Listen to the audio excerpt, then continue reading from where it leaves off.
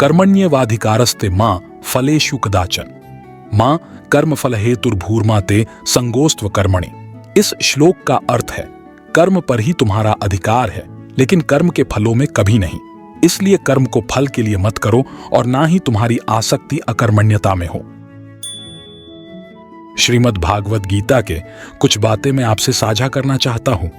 आपको तो यह पता ही है, श्रीमद् भागवत गीता सुनते या पढ़ते आ रहे सभी लोगों के जीवन में मानसिक, शारीरिक और आर्थिक एक अद्भुत सुधार आ रही है। इसलिए आज कई देशों के लोग अपने जीवन में परिवर्तन लाने के लिए श्रीमद् भागवत गीता का पाठ कर रहे हैं।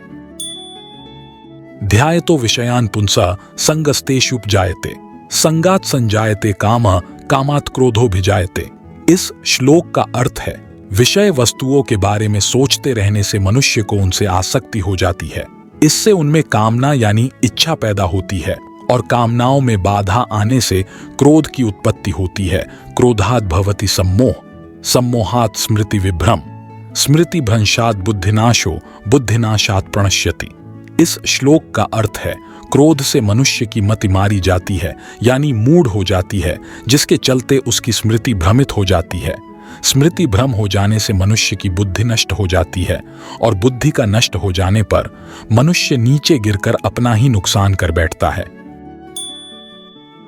श्रीमद् भागवत गीता के बारे में मैं आपको कुछ ऐसे महत्वपूर्ण बातें सुनाने जा रहा हूं जिससे आपको अपने जीवन में तरक्की और अपने में सुधार लाने का एक सहज तरीका मिल जाएगा।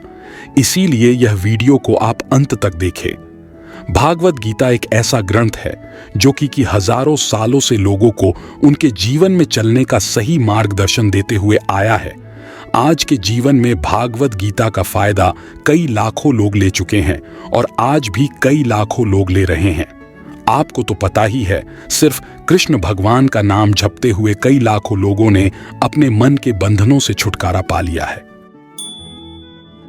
श्रद्धावान लभते ज्ञानं तत्पर संयतेन्द्रिय, ज्ञानं लब्ध्वा परां शांतिमचिरेणाधिगच्छति। इस श्लोक का अर्थ है, जिनका विश्वास गहरा है और जिन्होंने अपने मन और इंद्रियों को नियंत्रित करने का अभ्यास किया है, वे दिव्य ज्ञान प्राप्त करते हैं।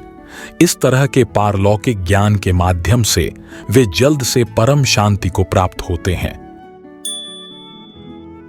जो श्री कृष्ण की वाणी गीता के माध्यम से रोज सुनते या पढ़ते आ रहे हैं, उनके मानसिक, शारीरिक और आर्थिक जीवन में अद्भुत परिवर्तन आया हुआ है।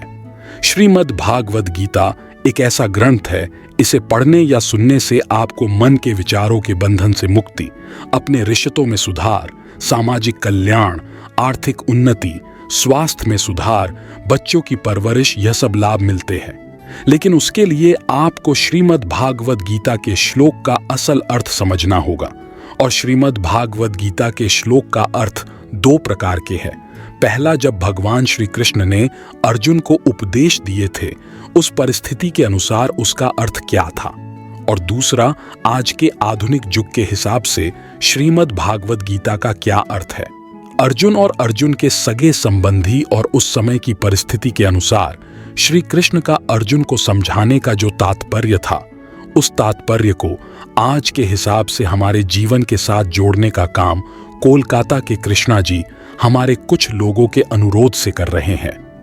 कृष्णा जी का बोलना है, पहले अध्याय के 36 श्लोक को छोड़ दिया जाए, क्योंकि उनमें युद्ध का विवरण है, और दूसरे अध्याय से 18 अध्याय तक कुल 54 श्लोक का अनुवाद पहले का अर्थ और आज के तात्पर्य के हिसाब से सरल भाषा में किया जाए। यद्यदाचरति श्रेष्ठस्तत्त देवेत्रो जन स यत् प्रमाणम कुरुते लोकस्तदनुवर्तते। इस श्लोक का अर्थ है, श्रेष्ठ पुरुष जो आचरण करता है, संपर्क में आने साधारण पुरुष भी वैसा ही आचरण करते हैं। वह जो कुछ प्रमाणित कर देता है, समस्त मनुष्य समुदाय उसी के अनुसार बरतने लगता है। अगर आप यह वीडियो YouTube में देखना चाहते हैं या देख रहे हैं, तो YouTube के चैनल का नाम कृष्णा लाइव है। श्रीमद् भागवत गीता के हर एक श्लोक का अलग अलग वीडियो अपलोड होगा।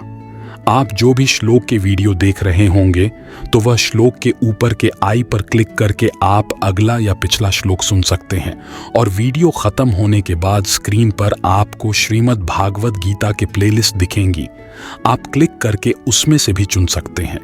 आशा करता हूं आप सभी इस श्रीमद् भागवत गीता का लाभ उठाएंगे। चलिए आज का वीडियो यही खत्म करते हैं। सभी को शुभेच्छा। धन्यवाद।